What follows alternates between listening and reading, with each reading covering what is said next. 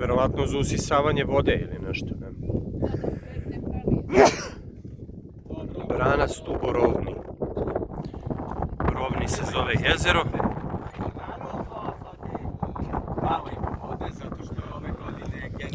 A šta je ovo naš ovaj levak? Ne znaš? Ali samo znam da ovo jezero se koristi za snabdevanje, vodosnabdevanje. Za vodosnabdevanje. I zato je napravljeno, ali vidite kako voda stoji.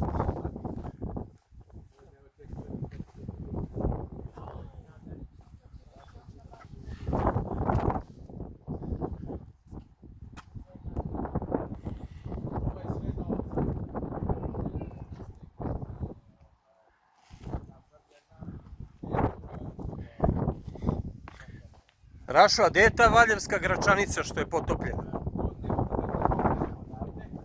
Kad se odemo na Vidikovac, velika stena, onda će... Ne vidi se odavde. Odavde se ne vidi.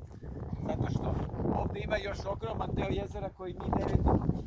Aha, ne vidi se iza ćoška. Evo mogu tačno da vam pokažem i gdje je Vidikovac. Vidiš sada ovo brdo, to s leve strane, pa vidiš ovaj vrh tamo. Ono gdje je repetitor ili ovo manje?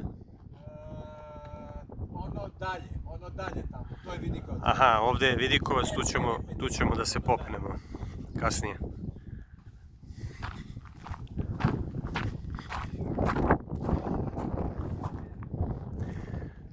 Vidi, ovo dobro i za kupanje je. Samo da te ne usisa ovaj levak kad usisava vodu. Stuborovni, jezero Rovni, brana se zove Stuborovni.